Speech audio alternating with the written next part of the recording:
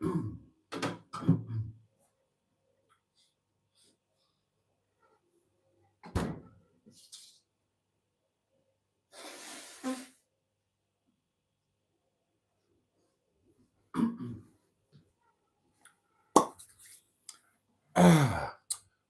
good evening, darlings, and a very warm welcome indeed to Thursday Night Live. And what a sheer verging on orgasmic joy it is to be here with you once again tonight, spending a wonderful hour of community togetherness, joy, fun, and laughter as we wave away Thursday and we welcome in Friday. Poets' Day, darlings. Piss off early. Tomorrow's Saturday. Ah, isn't life grand and exciting? And, it's one sleep less until the old weekend, and one sleep less until my weekend, which comes on Monday, really. It's not really the weekend, but it is the end of my working week and my day off, so I suppose it qualifies. Anyway, we are going to be spending this next hour together, which, as always, is nothing less than a sheer bloody joy, if you don't mind me saying so.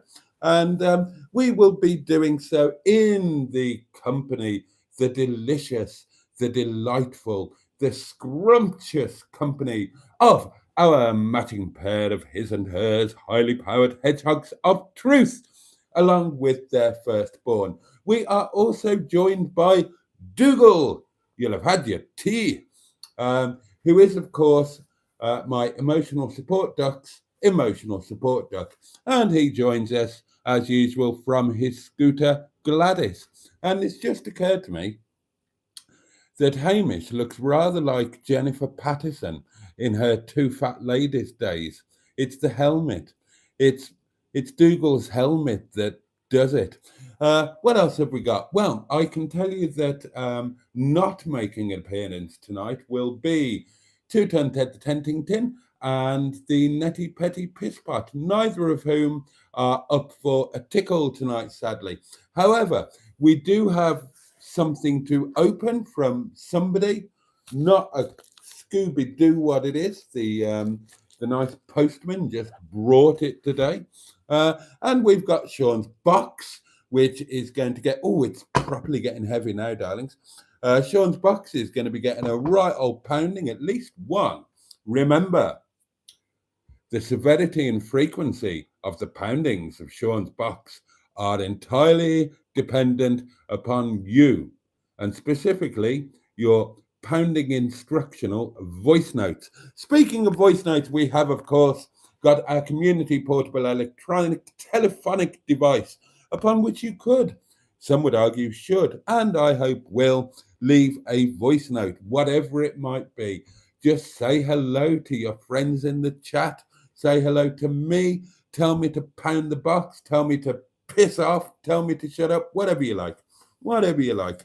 And right, I mean, at this point, it is traditional for me to see who's here, dive into your comments, see what you've got to say for yourselves. And you can say anything you like.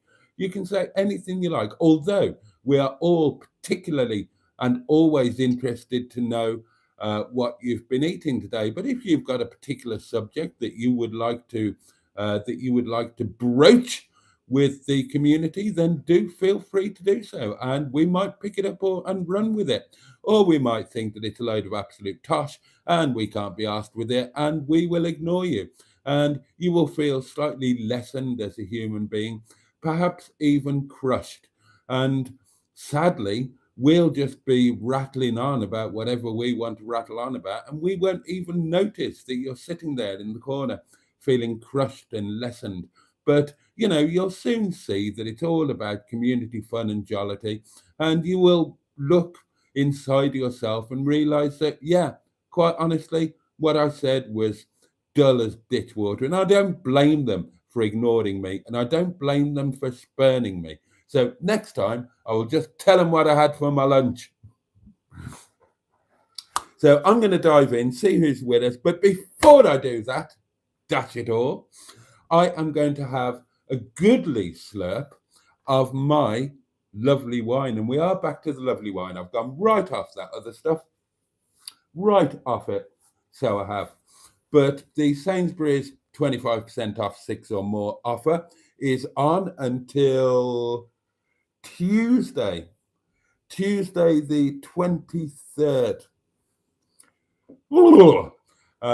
So yeah, I got the good stuff, and I'm going to pour it down my neck, and then I'll see who's here with us and go through all of the other shenanigans and start the proceedings off in some not inconsiderable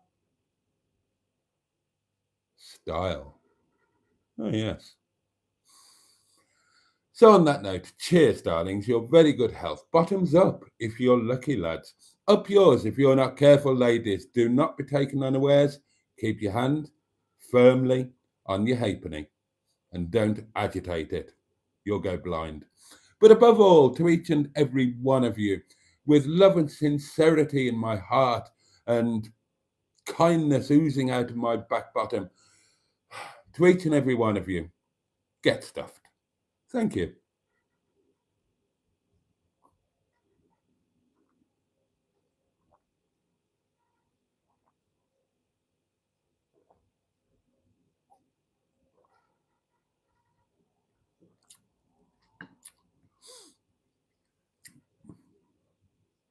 Oh. Let's just take a moment, shall we, to appreciate the things that make us happy and bring us joy and get us, let's be honest, slightly pissed before we go to bed. Happy days. Right then, I will whiz as far back as I can in the comments and we'll see who we've got.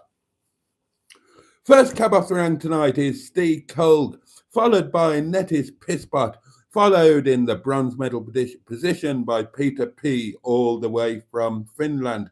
Emma then joins us and says, good evening all. Diamond 25, the lovely Diamond 25, says, good evening, everyone. Why do the cans of Heinz baked beans, the really small ones, not come with a ring pull and you have to use a tin opener? I don't know, but that is a very good question. Tonic 110 is with us, the lovely Tonic 110. Good evening to you, sir. 10 p.m. onwards, says Tonic, open brackets, thumbnail, close brackets. Yeah, I was going to start at 10 tonight. That was the plan. Because obviously now I'm not working at the restaurant anymore. I thought, well, I'll start the live streams earlier in the evening and do them for 2 hours rather than just the one. So yeah, I was going to start at 10, but then I saw that Emma was doing one, so I thought, oh no, because I think she was starting at 9:30. So I thought, no, better do it at 11 then, because I hadn't told her about being sacked and all of that.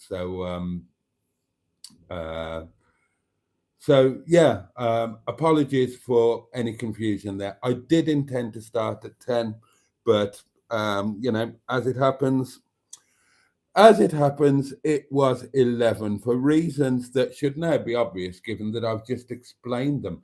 I can't make it any clearer than that, darlings. I really can't. So if that hasn't cleared things up, you're just going to have to deal with that and try to live with it. And don't allow your own personal tree to be burdened with the fruit of expectation. Good evening, sir. How the devil are you? Good evening, my friend. Did I miss something? Because I don't know. Last time I watched you see, it, I don't know what you've. I've got no idea what you've done and what you haven't missed. So unless I had the complete picture of everything that's happened and everything that you haven't missed, there's no possible way that I would be able to know what you'd missed. So honestly, I'm not trying to evade the question. I promise you, I'm not. I'm just not fully furnished with all the facts to give you a full and complete answer. And I apologize for that. I apologize for that. Yeah, I'll tell you what, I've just been watching Emma's stream And I never knew two women giggling away like hyenas was so enjoyable. God, really? I'm glad you enjoyed it.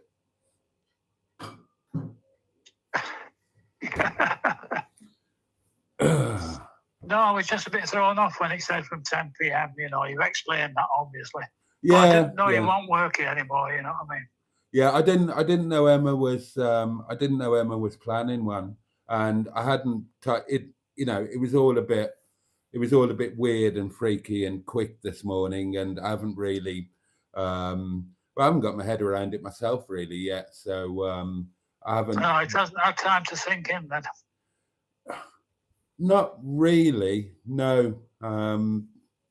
So I thought, no, I don't know. I don't know what I thought. I don't know if You've got plenty of bows to your fiddle. You know what I mean? Plenty of strings to your bow. You'll manage, mate. Oh yeah, I'm planning to go on the game. I don't know where the nearest docks are, but I'll find them. You have to do a bit No, of. sorry, mate. You'd have to pay me if you're going on a game. I'm not sure that's how it works. Oh, sorry. Didn't realise. But no, I'll do something. I'll do something. OnlyFans, or I don't know. I'll become an Uber driver. Ah, yeah. Mind you, you won't get much business around your area, would you? It's desolate. Pretty much, yeah. Yeah, pretty much. But oh, it's early days. Something will come up. Something will come up. I'll go and work for Tesco or something. It'll be grand. Don't go to Sainsbury's. They wouldn't bloody have me, would they? not after what I did to them. Bloody hell. Oh God, it cost them enough last time. Oh my God, the poor sods. Oh, quick question. Did you ping Mr. Parry to see whether he's all right? No, I completely forgot. I become very selfish after a live stream. And I think, right, shall I do this, that, and the other? And then I think, no, I'll pour more wine into myself, have some food, and go to sleep. And quite honestly, that's what I did last night. Can't fault you on that one. Well, it's all about intention, isn't it? And it's the thought that counts, and all of that. Which is probably why I'm exhausted, because you know I thought, what am I going to do tonight? Not being at work, and so I thought, well, I'll go to the gym. And then I didn't, but I thought I would, and it's the thought that counts, and that's why I'm a bit knackered and a bit achy, to be honest. Because you thought about the gym. It's ages since I've thought about going to the gym. Ages and ages and ages. So I'm a bit out of practice at it all, you know. I've never seen the inside of a gym in my life. Jesus. Oh well, I'm trying to think. Have you ever seen the inside of an Arthur? No, definitely not. No, right. No. Do you know what? Do you know what? Emma, I'm on the phone. Yes, I know. Do you know what you can get for 10 francs? Or back in the day, the pre-Euro. Do you remember the days before Euro? Oh yeah, I remember all the different currencies. Right. Do you remember what you used to be able to get for 10 francs at the Paris Gay Liberation swap shop?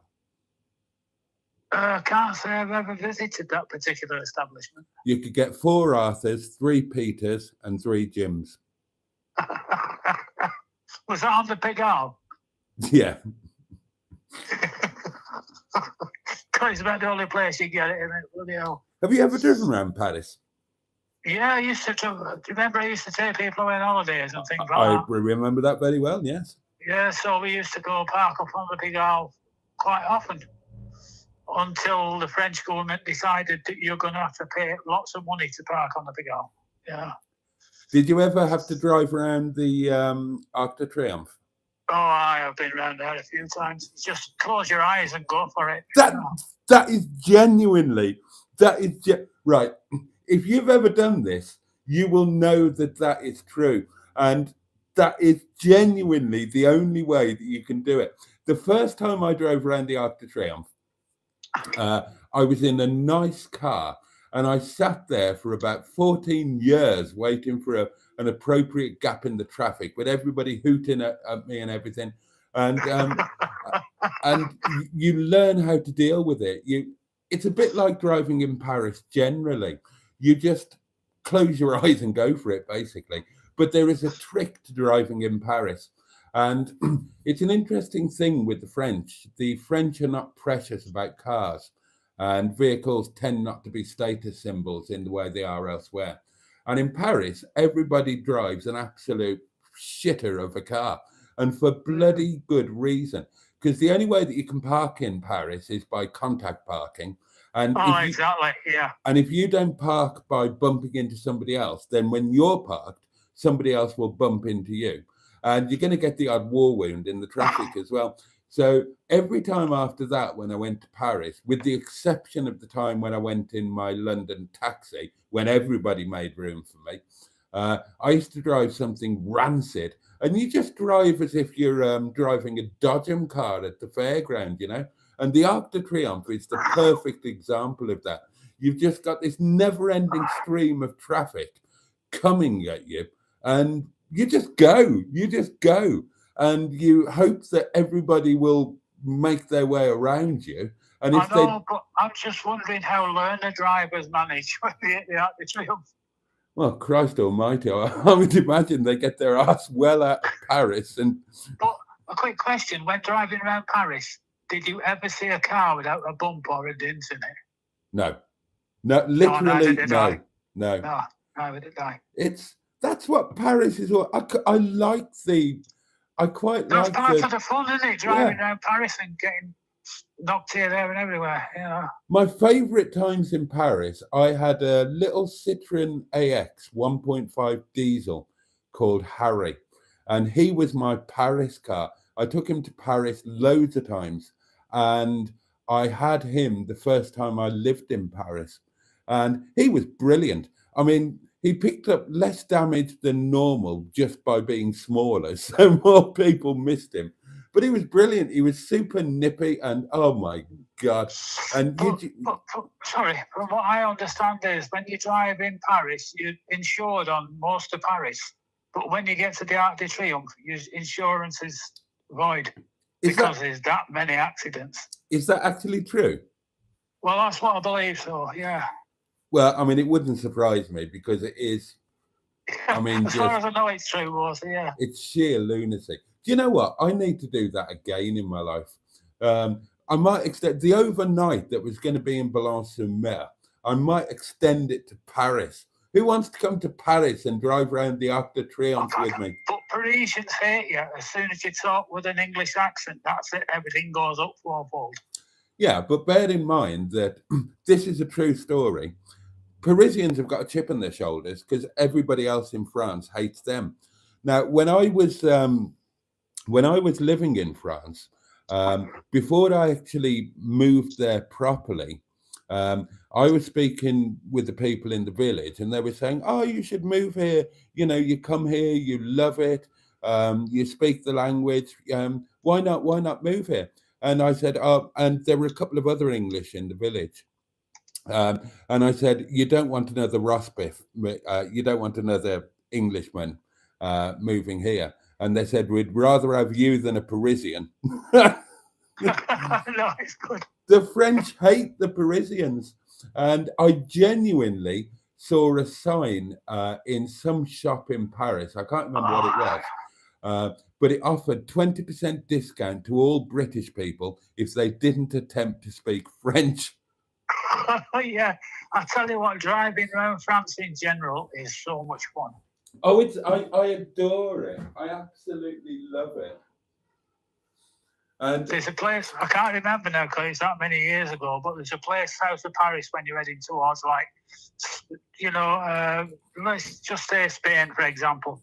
Yeah. There's a big area, and we used to call it the Black Hole. Okay. And you didn't see lights for hours. You just drove and drove and drove in the dark. Oh, God, yeah. I think I've said on a live stream before that one of the many things that I love about driving in France, and I love the French A roads, beautiful, straight, tree-lined roads. But if you're on a dual carriageway or an autoroute or whatever, I like the indication doings, that they do it different to us. That in France, if you're moving out of the inside lane of a dual carriageway or motorway, you indicate, as you would do here, or as you should do here, to indicate that you're changing lane. But then, because any lane other than the inside lane is only for overtaking, remember that, you keep your indicator on all the time doing the maneuver. Even whilst overtaking? Yes, to show that you're aware that you are completing a maneuver.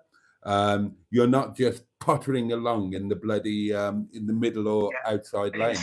And then you move back in correctly, indicating back the other way. It's like we have the thing of flashing your headlights, where we will say, let someone go and all the rest of it. Yeah. If you drive on the Autobahn in Germany and you want to overtake, you look in your mirror. If you see a flashing headlights, for God's sake, don't pull out. Exactly. Because all they're telling you is, I'm here and I'm coming. Correct. And if you pull out, you're dead. And the same is actually true in Italy. Now, Italian roads are not de-restricted in theory, but in practice they are. You can drive as quickly as as you want. They're effectively autobahns.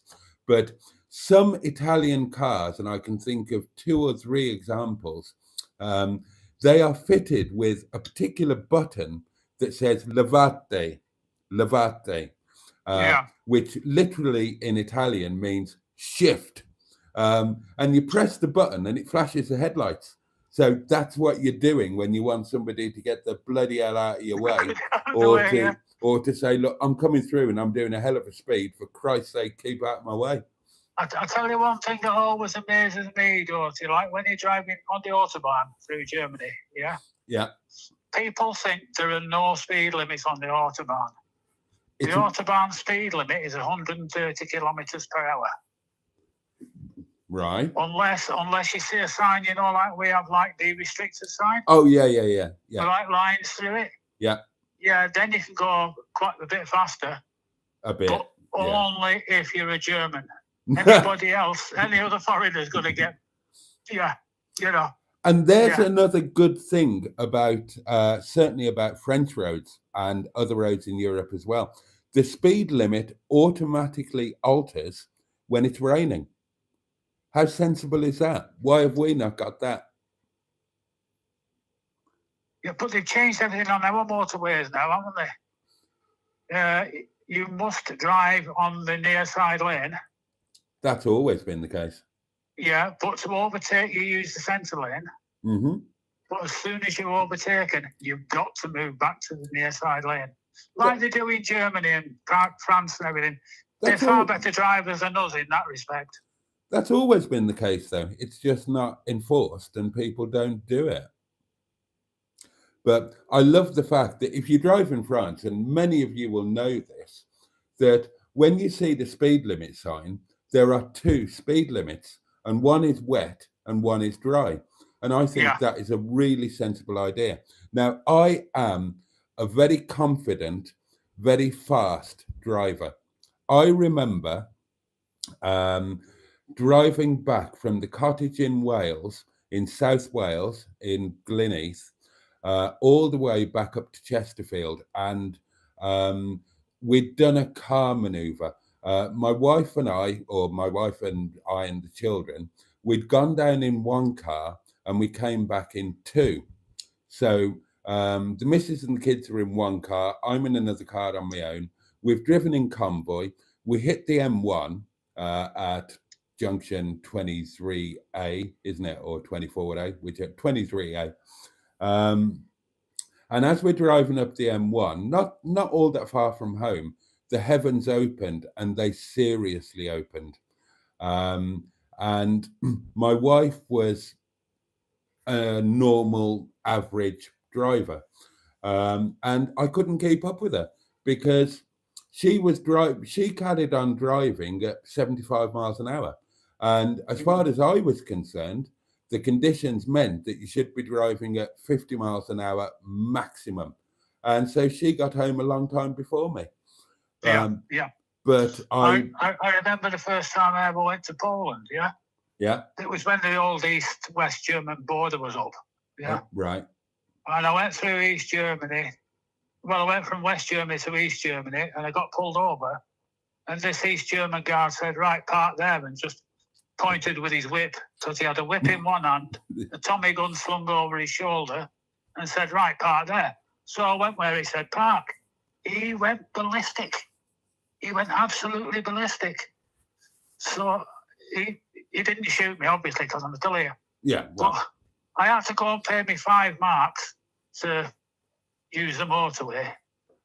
So we set us off, and the rain came down that hard. Remember those little amber reflectors you used to have to put on your headlights? Yes. Deflect the beam. Yeah. It rained that hard, it washed those off. Oh, bloody hell. And I tell you what, part of the motorway at first was cobbled. Oh, my God, really? Yeah, we had to pull into a rest area just while the rain stopped. Oh, bloody hell. What were you driving then? Oh, Volvo. Oh, okay. You're not a coach. I've always driven a Volvo till later years, yeah. I just meant... I still wouldn't know I love Volvos. I meant, were you working or were you on a personal no, just trip? on... we used to go away for a month every year to Poland, like, so... Right. It's just, yeah. It's a long drive, I'll tell you that, bud. What's the route? I'm trying to figure out in my mind. What's the route? How did we do it? I used to go from here to France. Yeah. To Belgium. Tunnel or ferry? Or was it only... Usually ferry. Right. Because I didn't want to go under a tunnel. So the short one, just Dover Calais, or... Yeah, plus going by ferry, you've got a chance to have a break. That's true. So. Yeah, that is true. So we do France, Belgium, Holland, Germany, Poland. Okay. And we cross it, I think it's a place called Forst in Germany to get through to Poland. Presumably you'd, I assume that you'd have a stop, an overnight. Oh, I only used to stop for a quick pee and keep going, mate. Oh, you did it all, you did it all in one jump? Yeah.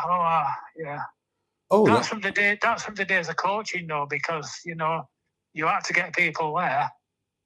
That's a fair... How long would that take? It used to take about 18, 20 hours. Oh, that's a bloody long time.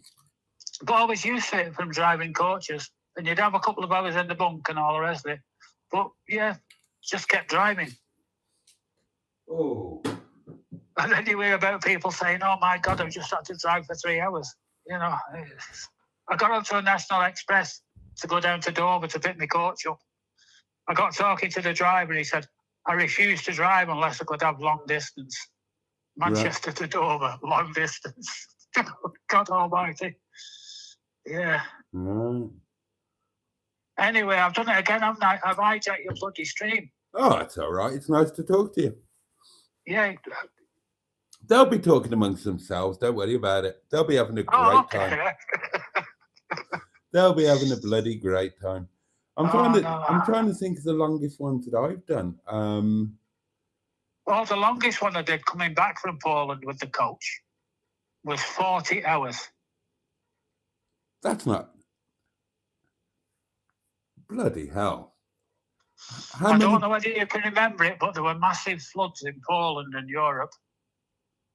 Absolutely massive floods. When would this have been, roughly? Oh, God, I don't know. Bloody years ago, mate. I couldn't pinpoint it. My memory for years and things like that, it takes me long enough to remember when I was born. Well, hang on. So if you're PSV, do you not have... I used to be. Yeah. Do you not have a tacho like you do in HGV? I don't admit this openly, but, like the English Channel's full of paper, and... I see. Yeah, if you had two drivers and one was absolutely knackered and in the bunk, you would just take your tackle out, put his tackle in. Right. It was done all over. I tell you what, if the passengers knew how the drivers behaved, they would never get on a coach. Right. There was one guy coming back. There was two drivers. One, they were both a bit pissed. Oh, God. The least pissed of them got the driving duties. So the one that was most pissed went into the bunk. Right. And remember, the bunk is like a crumple zone. Yeah. Right? So he went down to the bunk. And they're driving along. They have a bump, and the guy in the bunk got crushed to pieces. Oh, God, no. Yeah, and they've been on that Polish spiritus kind of stuff, you know what I mean? 90-odd%. Oh, well, he Yeah. wouldn't have felt anything then, would he? No, thankfully not. Although there's another guy called George Would have been who a was pistol. driving a coach, and he's drinking water from his bottle at the side of him while he's driving. It turns out that the water wasn't water, it was vodka. Excellent. So he's driving away and he comes to a T-junction. Because he'd been drinking vodka, he didn't realise. He drove straight out and a flatbed sliced his legs off going shit. across. Yeah. Sorry, people wouldn't get on coaches if they knew what was happening, mate. But the same applies. Oh, God, we're going to terrify everybody out there now. But, I mean, be careful of your transport choices, because the same applies to airlines and pilots. You would never get on a plane if you knew what went on. No. Now, obviously, I used to be semi-involved through Lisa, my then fiance, who ran a private airline, and all of our circle of friends at that time were commercial pilots. Now, I lost count of the number of times. I can't remember his name, but he got his command with Virgin Atlantic while we were friends, and he lived in the same village. Like, his cottage was like 140 yards away from our old thatched roof post office, ex-post office, now cottage. Yeah. I lost count of the number of times that we'd all been out, especially when the Red Arrows used to base themselves in Exeter, where we were, whenever they were doing anything in the south, because of the length of the runway. And talking about aircraft, that was one thing that got ticked off my bucket list when I was travelling. You know, we used to take aircraft to go to different places in Europe to pick coaches up. We got to, I can't remember which airport it was now, but we got this plane, we were walking across the tarmac, and it was an old prop plane, a German prop propeller plane, and I thought, oh my God, no. So we got on it, so going away, and I'm sat in the back, and I said to the stewardess, any chance I can have a look in the cockpit? So she come back, he said, yeah, of course you can. So I went in, sat down. He said, sit on the jump seat kind of thing, you know. I sat down, I said, oh, I better leave now. He said, no, you can sit there. I'm the captain, I say who sits where. Correct. And he actually let me sit down in the cabin, in the cockpit, while we landed. And it was a brilliant experience, mate. Absolutely brilliant experience. It's amazing. And to finish up, I'll finish one story and quickly cover another. Sorry, I'm doing all this, mate. You know, other people are waiting for you to talk, you know. But honestly, I lost count of the times that I'd be out with Lise and the boys and whatever, and we would, between us, we would carry this guy. We would carry him home because he was too drunk to walk, and that would be like 1 o'clock in the morning, and he'd be heading off to Heathrow as having a command with Virgin Atlantic. He'd been heading off to Heathrow at like 5 a.m. to do a transatlantic flight at 8 o'clock in the morning or something like that, Jesus, where he would still have been Christ, absolutely out of his bleeding skull. And regarding the jump seat thing, then for you youngsters, pre 9/11, that was really a thing. And again, talking about Lise, I bought a house in Cyprus, and we used to commute between the UK and Cyprus on a weekly or twice weekly basis. And we used to fly with Lisa's best friend, Andy Anthony, who, as well as being the chairman, he owned part of a London football club. I can't remember which one. But he was a training captain. He had a training command with Eurocypria, and Eurocypria did a a scheduled flight from Larnaca, which was 25 minutes away from Pavalia, where our house was, and Exeter Airport, which was 7 minutes away from where we lived in Rockbeer. So we always used to take that flight, and we never ever paid because we travelled in the 2 jump seats in the cockpit. It was 737 back in those days, and because I had a license and it was still valid then, albeit it was a non-powered license, and this is the scary stuff that used to happen. I would be flying a 737. I'm not right. Fran is going to be coming onto the channel. She will tell you. She knows all about this. This is not made up stuff. I would be flying, hand flying, not like in charge with the autopilot engaged. I would be hand flying over the Mediterranean for shits and giggles. Oh, all of that stuff ended after 9/11. There were no more passengers in the cockpit. Yeah. No more. But things are a lot stricter now, aren't they? They are, and it's boring, isn't it? But I'm sorry, Boaty, to have taken up so much of your time, and I'm sorry, chat. It was meant to be a short phone call. Ah, you're okay. You're okay. Well, yeah, I've run out of stories now for that time. Next time, if we ever meet, I've got no stories to tell you. What do you mean, if we ever meet? We're having that day out together, aren't we? Well, yeah, as far as I know, we are. Yeah. Have you changed your mind? I haven't changed my mind, no. Good. Excellent. Right, well, we've got that. Hang on. If ever Tracy's going to be there, you think I'm going to pass up that much boobage? That's a lot of boobage. Prepare yourself.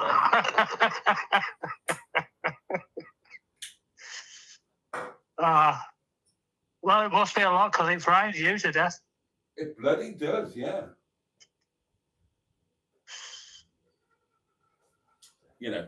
A man has to know his limits. No, but you've got to explore, haven't you? No, not necessarily. If you don't explore, you won't know your limits.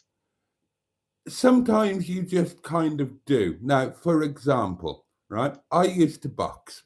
Now, you could have put me in against, who should we say? Who's a low level? Okay, so when we were the same age, you could have put me in against Audley Harrison, and I'd have said, all right, yeah, obviously I'm pushing it, but I'll take my chances. But if you'd have said go in against Larry Holmes or Lennox Lewis or Mike Tyson, you'd kind of say, no, I know what I can't cope with, and I know that it's not going to end well. Well, that's how I feel about Tracy and Emma's boobs. I mean, it just, excuse me, I wouldn't deal with it, and it wouldn't end well. I'm just not enough of a man, and I'm happy to admit it. You can die by a boob, you know that, don't you? Yeah, well, that's my bloody fear, isn't it? But what a nice way to go. I don't want to bloody go. I've got plans on Monday. Give over, I can't breathe. Give over, yeah, bugger. Oh, dear. Oh, I'm going to have to let you go because I've hijacked nearly all your bloody stream. Yeah, pretty much the whole thing. I mean, you might as well. Do you want to take over and just, would you like to host it right through until midnight? Not really, because if I say bosh, it won't mean anything, will it? Oh, I'll come back and say bosh. You just deal with it until then. Thanks very much. Just drop it on me, you know what I mean? I'll stand out in the garden and smoke. Yeah, I'll tell you what. You can do. You can be in charge for the next minute. You can do it. Hey, don't you be disappearing. Don't you disappear. 1 minute, and it is all yours, and then I'll come back. Oh, I could swear. Well, I'm sorry, chat. It seems that he's left me on my own with you all. Oh, my God. I don't know whether you lot can put up with this. Oh, what am I supposed to do? I'll have to hide somewhere. Oh, you basket, Boaty.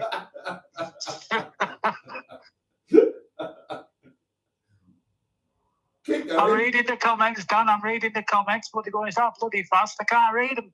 But Read them out. Be professional. be professional. Oh, okay. So Diane says, think I might watch Airplane after the live. Oh, okay. Fair enough. Kilgorm says, tell us a story. Oh, I've got a few stories, but I've got to keep a few in reserve. And no, Stu, I didn't let myself in for it. All I was doing was making a phone call.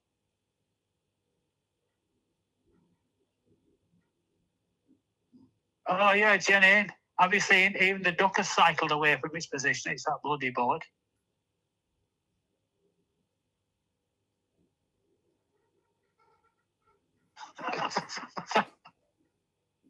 I always keep it clean, Mystic. You should know that by now.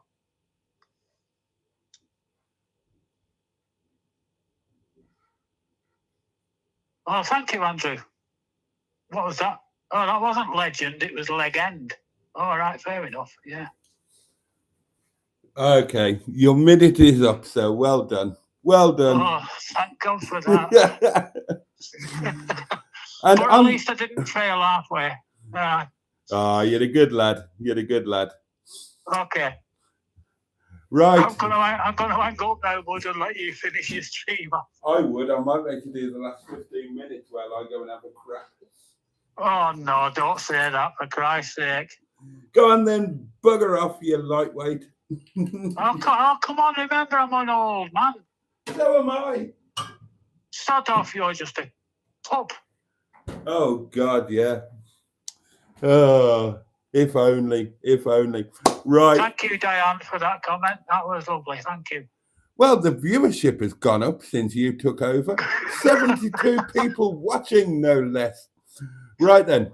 Okay. Yeah, they only come in for 5 seconds then left. Right. That's longer than they stay with me. Right. Let's get I'll out. talk to you sometime later, Jason. Okay, my friend. All right, Sorry mate. about the length of time. Nah, don't be silly. Don't be silly. You take care.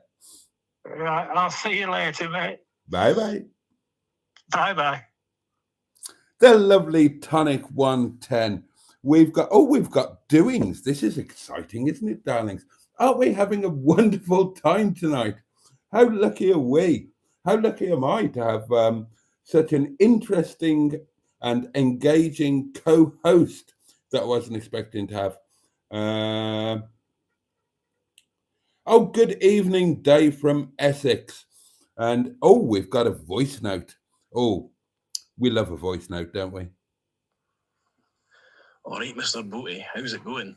It's me, it's Hamish, your emotional support duck. Hey, Quack. Now, I've been speaking to Dougal over the last couple of days. Despite the fact we're both in different places, we've been using this secret duck code to communicate. Oh, good. It's called the encrypted quack. So we can message each other with our quacks without any humans knowing, and we can send secret messages. It's well exciting, like, I love it. Anyway, he was telling me that you've been having a wee segment in your lives about trying to read out poetry. So I'll have a wee bit of a think to myself about what poems I can come up with to contribute. But in the meantime, I'm going to tell you my favourite joke. It is, how do you turn a duck into a soul singer? You put it in the oven until it's Bill Withers. Quack.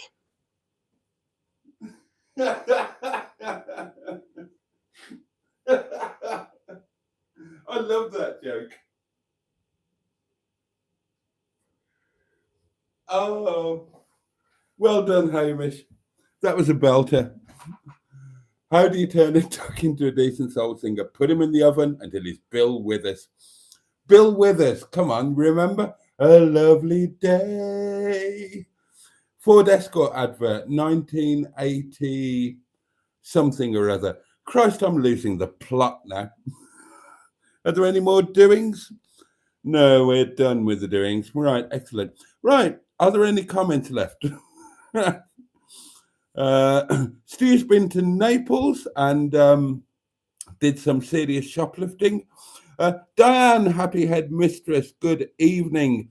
And she says that she has a picture of Lionel Blair in her bathroom. Each to their own. Andrew Buttigieg, good evening to you. Ivor Spotty Butty. Steve McDonald, of course. Emily Crayons, hello. Jen is here, our lovely Jen, Janine Watson. She says, feeling very proud today, broke my personal best shoplifting record. Well done, Jen. Oh, now that is an achievement. You can be justly proud of yourself there. Hiya, Jason. I hope Hello. you are well. I am. Just thought as time's getting on, It is. I would just do a voice message and say, pound that box. Is that it? Oh, right. Okay. Somewhat truncated, but welcome nonetheless. It is box pounding time, darlings. Oh, the excitement of it all. One box. Thank you, Sean, my lovely friend. Welsh, Pascal. £1. 3, 2, 1. That is one box, well and truly pounded. And they said I didn't have it in me anymore. Ha!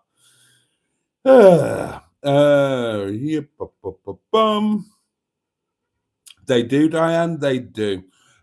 Diane says that in France, men actively bump into you. Well, yes. Yes, indeed. Mystic Hair nearly had nearly got some head in Paris. Oh, well, lucky you. Should have paid a bit more, and you probably would have. He's avoiding Emily. This is what he does. Am I? Kate Camper, good evening to you. I couldn't handle that, Boaty. No way, says Stu. Is there any cycling news? Asks Nigel. Good evening, Nigel. Who else have we got with us? I'm still saying hello to people. I mean, it's like we're almost time to go, and I'm still saying hello to people. Yep,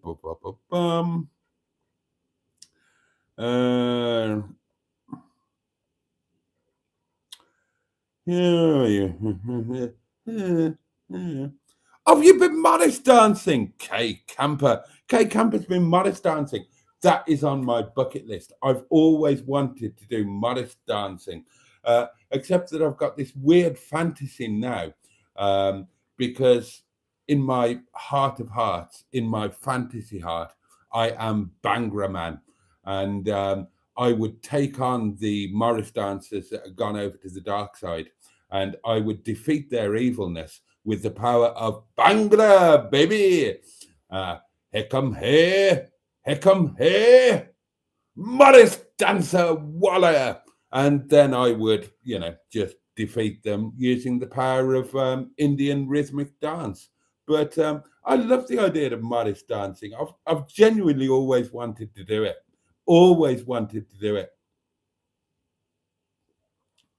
And I'd like to say arse or shout arse while you do it. That my videos used to end with that.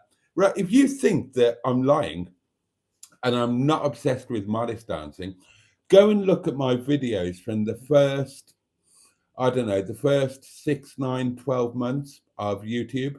And all of my videos ended with modest dancers shouting arse. They'd be frolicking around with all of the bells and that. And then they'd do the hitty, sticky thing and shout arse. And I loved that. I always wanted to do that. I wanted to be all dressed up and hit somebody else's stick and shout arse. That would have been brilliant. The other thing I've always wanted to do is the German leather trousered lederhosen thing, where you do all of the drunken dancing and you eat sausages and you you spin your partners around and do the slappy body thing on their leather clad bottoms. I love what a great way to spend an evening. Honestly, you can do wonderful things in the United Kingdom.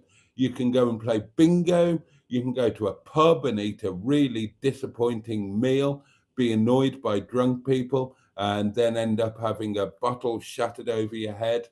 There's no end of things that you can do. You can go to a caravan and motorhome club site and park your motorhome up, close the curtains at 7 o'clock, watch television really quietly, go to sleep at 9 o'clock, and then get up at 6 o'clock and empty all of your night's worth of piss out into the chemical shithole. I mean, it's wonderful. But in Germany, and this is why they almost won the Second World War, in Germany, they are out there. They're carousing. They're drinking beer with gay abandon.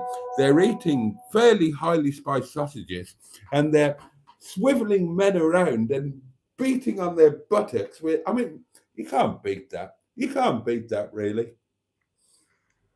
Boaty, Hello. I don't know what you're talking about. All I heard about you is spanking sweet ass. Oh, and yeah. it caught my attention. Well, it would. I'm off the market, so it's not for me. Oh, okay. But I'll do it to you. I mean, why not? Live a little, right? Why With not? big Indeed? tits. All right. Anyways, thought I'd check in with you. Have a great show. Thank you, Ben. And for the record, I am perfectly willing, should you ever make it back, well, the next time you make it back to the UK, because you seem to be here quite frequently, you European visitor, you. I would be quite happy to squeeze my sculpted buttocks into some leather trousers, dance with you, be twirled upside down upon your frontage, and have you beat my buttocks in a rhythmic fashion during a dance, well, and then we would drink beer and eat some sausages. And let's face it, that would be a more enjoyable evening than spending the night at the Caravan and Motorhome Club, emptying your rancid piss into a chemical shithouse waste disposal unit. I've got news about Monday that I'm probably not going to have time to tell you, but might have to do that tomorrow or Saturday. But I am planning Monday very gently but firmly in my mind, and it's going to be exciting. We're going to do something for the very first time, something that we haven't done before, something that is daring and exciting and, well, I mean, it's, you know, relatively speaking. But it's a bit different, darlings. It's a bit different, and it might be fun. And we're going to be in an area of glorious splendiferousness and all of that sort of shit.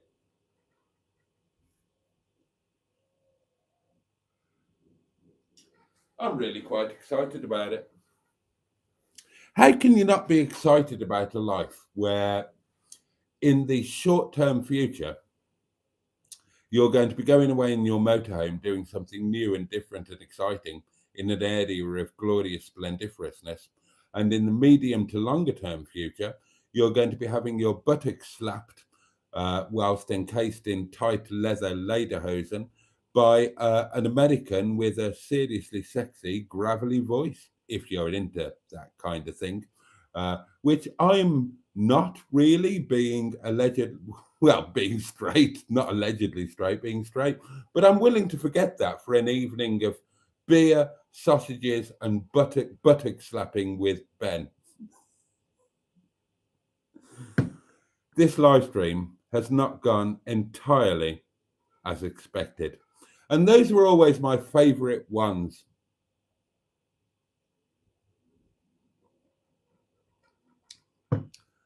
Oh dear. I assume you lot are just talking about talking amongst yourselves. Oh, the numbers have gone down now that Tonic's gone. We had 72 people watching. Now there's a mere 60.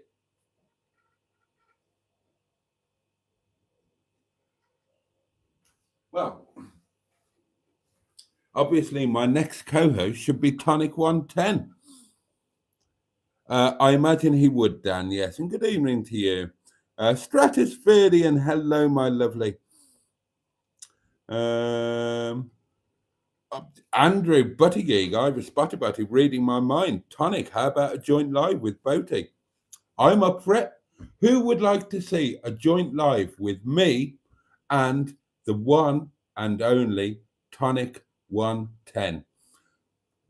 Put it down in the comments. Say thumbs up, or yes, I would like to see that, or dear God, no. Or yeah, anything's better than Boaty on his own. Let us know what you think. Well, the wine's slipping down nicely. Food news. Breakfast today. 1 slice, toast, lavishly buttered. Lunch was, I did what I said I was going to do, a proper, genuine, authentic chow mein, except I made it hot because I used chu chow chili oil, which is just the most amazing thing ever. And I used chili soy as well as light soy and dark soy. Oh, and plenty of white pepper, obviously, because it would be rude not to.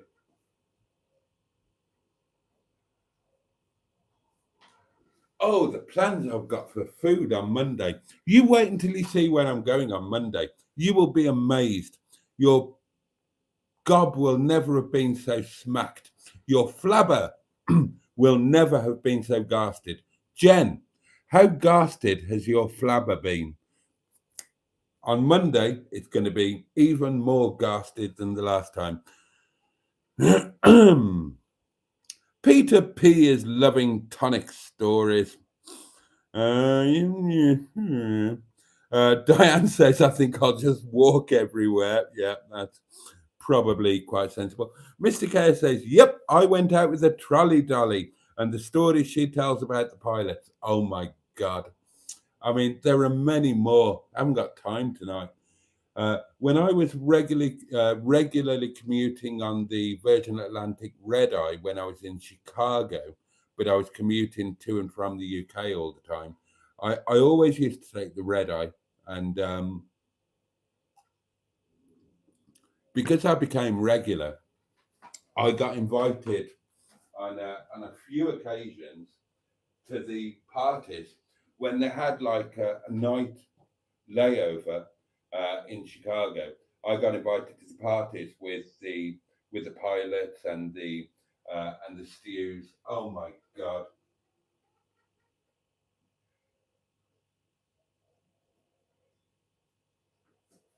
Oh my God! I mean, I've told you a lot of stuff on these live streams. I will almost certainly never tell you what took place at those parties. They would be in hotel rooms, or they would be in apartments that were owned or rented by the airline. And dear God, dear God. But honestly, even back in sleepy old Exeter,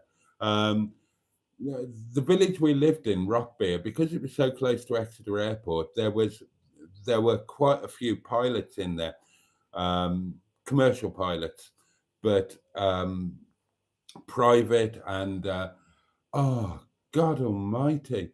I mean, it was, talk about bloody party central.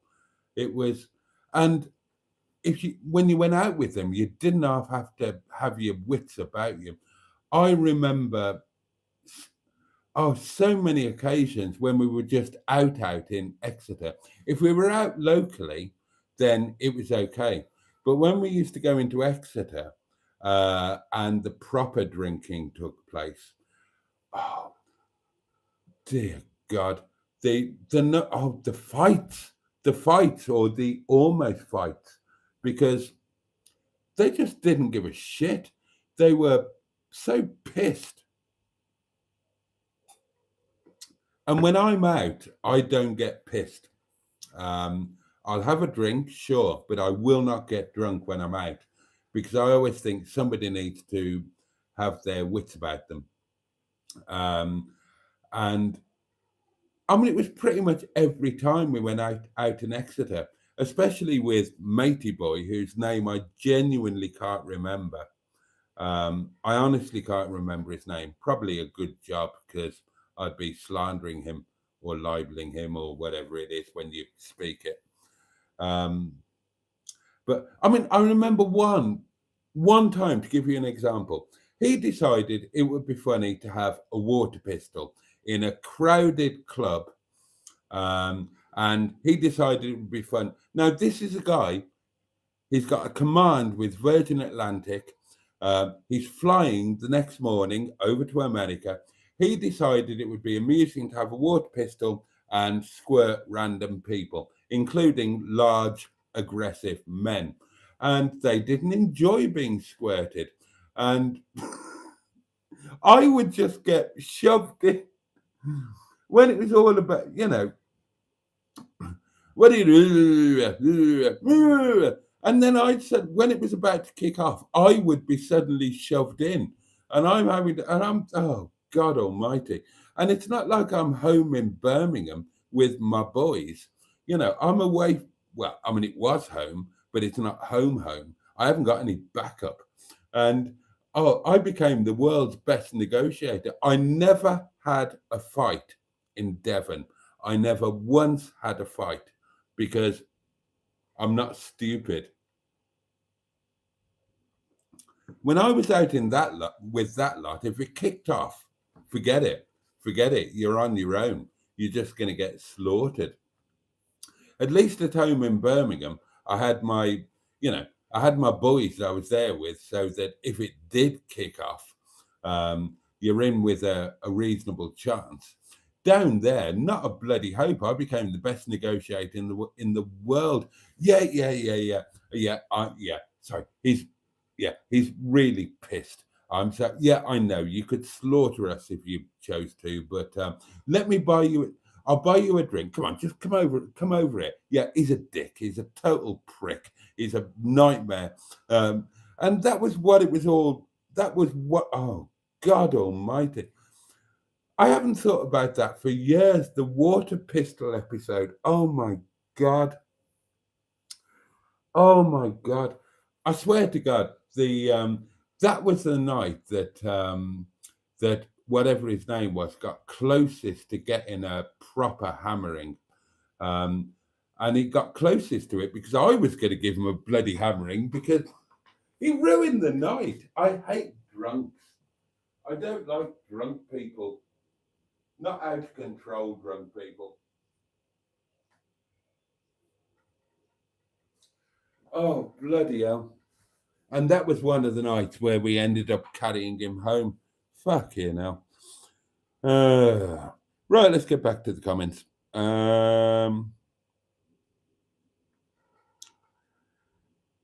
yes. We got to... Tonic read these. Think I might watch Airplane. Looks like the duck is doing the talking. Keep it clean. Come for Boaty, stay for Tonic. Totally. I loved Airplane. I mean, what a great film that was. Benoit, good evening.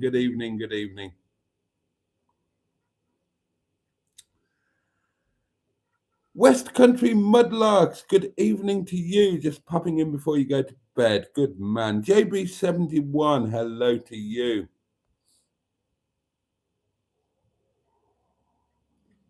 Oh, you may want to start saying your good nights, darlings. Well, I'm still saying hello to people. But yeah, it's kind of that time, apparently.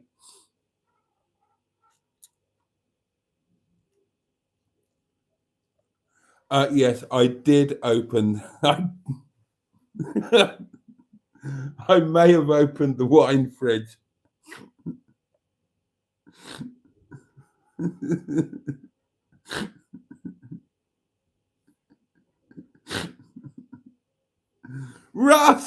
Russ, good evening, Dinosaur Dad. Josh, hello. Indeed, Russ, indeed. It was Tonic 110 who was very generous.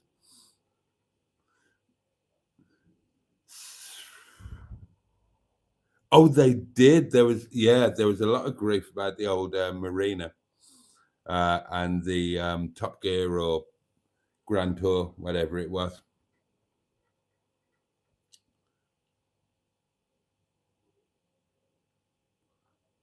Oh, JB2, well done. I've seen Morris dancing, but Barry and Robin were better. However, I didn't like the cut of their jib. I loved Morris. Morris was my favourite BG. I really loved Morris. Honestly, I did. I had a taxi, a London taxi called Morris, because he was my favourite of the Bee Gees. I found him really funny. I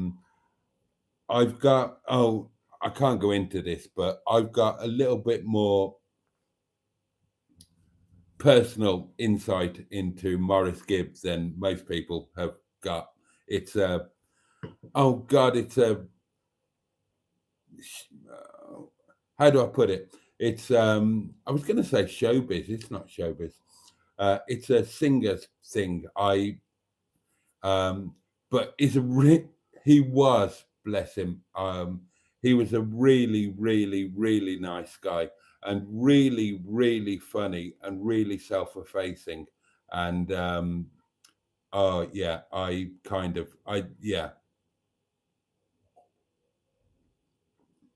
was ever so fond of Morris. I really was. You don't get leather-clad buttock baiting on Hubnut, you bloody don't.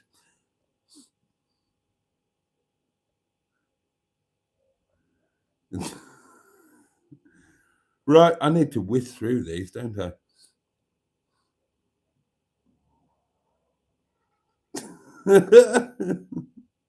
Yes, join live with Tonic, says Dan.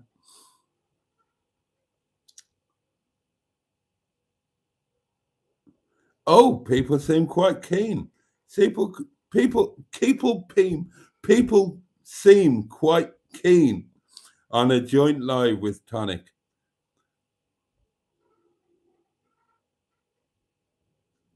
Right, I'm just gonna have to whisk through these.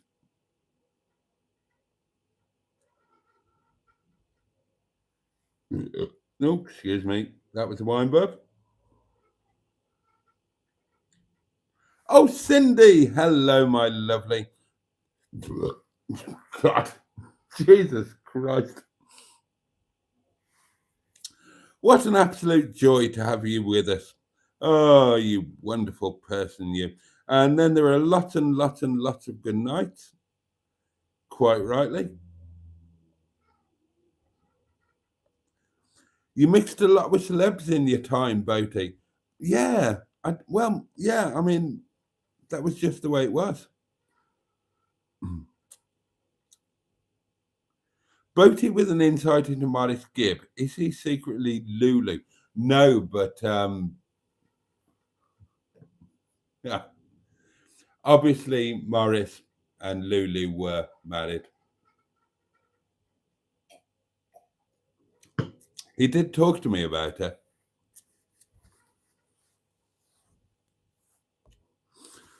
Right, okay. Let's open this, whatever it is. Genuinely, in all seriousness, moving away from the nonsense, Morris was a lovely, lovely guy. I met all of them. I got to know them a little bit. There was a charity thing that that there was a little bit on stage. There was a lot more backstage. Morris was really, really nice, and I just thought, I don't know, maybe it's a humor thing. He just made me laugh so much, so much. Right, here we go. Package.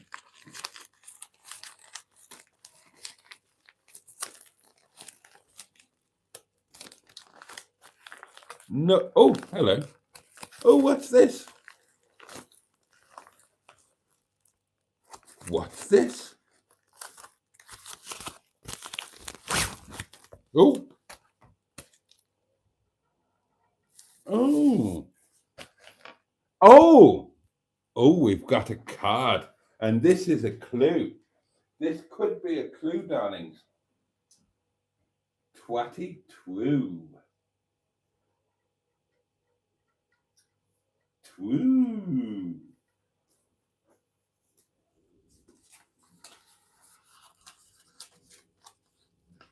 Oh, I love getting cards.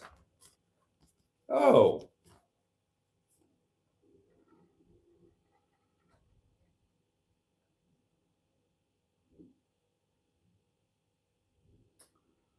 Oh. Oh, this is so sweet.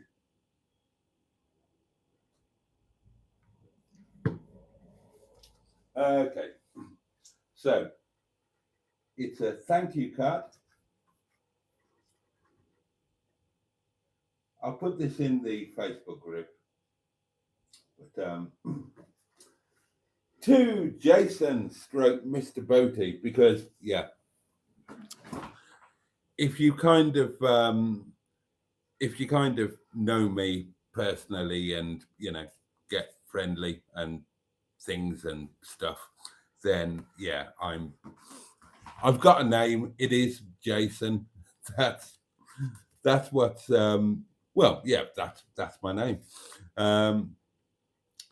As the card says, thank you so much for doing what you've done on Thank you so much for doing what you've done making this community. Keep doing what you're doing, twatty twoo. And here are some note packs to put your doings in, so no forgetting. Love from Janine. Oh, bless you, Jen. Oh, well, that's living on the table for the next. And we've got, well, what have we got here? Oh, it's like going back to school in, oh, this is quite nice.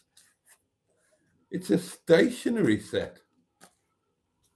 Oh, let's have a look at this. God, I've not had anything like this since I was at school.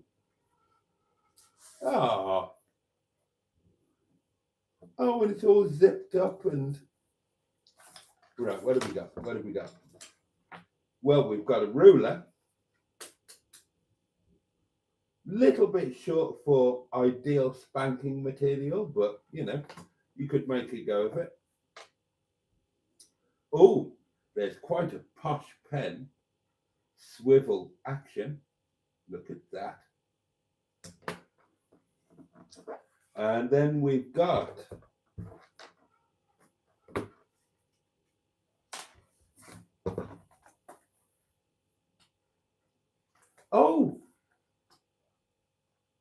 oh, right. A big old notebook and a small old notebook. And I've just got it. My old brain is a bit thick. But yeah, I said the other day, didn't I? The other night, rather, that I had an idea for some video stuff. And I said that I should write down ideas for stuff to put in videos and whatnot. Because I always forget it. So that's what it's about, isn't it? Yeah. Here are some notepads to put your doings in, so no forgetting. Oh, Jen, you are a bloody blessed puppet. You are a blessed puppet. Oh, thank you so much. And I will use these and that for exactly that purpose. And I was thinking about you, Jen, when I had this idea for Monday. Out of the blue, quite a little time at work.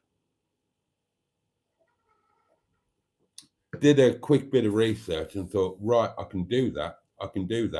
Oh, you should come and do it too. It looks amazing. It looks really amazing. You and Molly should, I know it's a long, long way for you, but you should really get your bums up here and do this with me. And if you fancy it, then I'll do it the Monday after. I won't do it this Monday because it looks, I'll ping you the doings and you can have a look. But, it's just a different idea I've got for, and it looks really nice. And there's, I won't go into it now. We've kept you long enough, dear me. Right, well, all of the nice wine is gone. I could do with getting some food, and you could do with getting some sleep, and probably so could I. I've got loads more that I want to tell you. And time has kind of run out, hasn't it? So, well, we'll do it all tomorrow night. Now, we are coming up to the 2 short but sweets, of course. Friday and Saturday, half hour. Yeah, right. When is it ever half an hour. But it is a later start. It is 11:30 for the next two. But you can always watch it on catch up if you are very sensibly asleep. And it'll be worth catching up on because there will be news of all sorts of wonderfully exciting, possibly. No, honestly, it's going to be wonderfully exciting. We're going to do something exciting on Monday or on a Monday or whatever. I don't know. I'm losing the plot.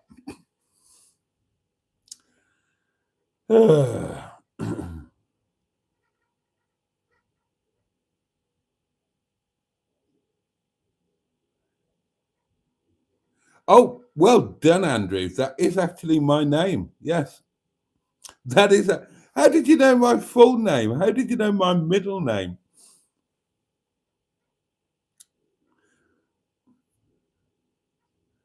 I'm impressed that you knew my middle name. That is impressive. And it's a weird reason I've got that middle name.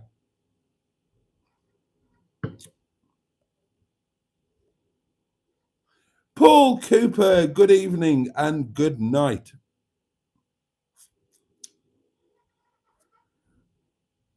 Right, that's it. That is it, darlings. We will catch up tomorrow. So let me thank each and every one of you for being part of this madness tonight. I hope you all know that each and every one of you genuinely mean the world to me, and my life would be lessened if you were not part of it. So I'm grateful to you. Thank you very much. Thank you to Tonic 110 for co-hosting tonight's stream, and Jen. Thank you for just being the loveliest of people, and thank you for that overnight in Broadway and all of the doings, and thank you for these doings, and thank you for hopefully future doings. And yeah, thank you everybody. Right, might as well start off, I suppose. The candle will be relit. Oh, and of course, thank you, Dougal and Gladys. The candle will be relit tomorrow night. A little bit late, darlings, 11:30, and probably a little bit shorter, but it will all be full of joy and wonderment. Let me wish you all a safe and peaceful night. Let me wish you all a good day tomorrow. May it bring you joy, may it bring you pleasure. At the very least, may it be manageable. That's what I hope.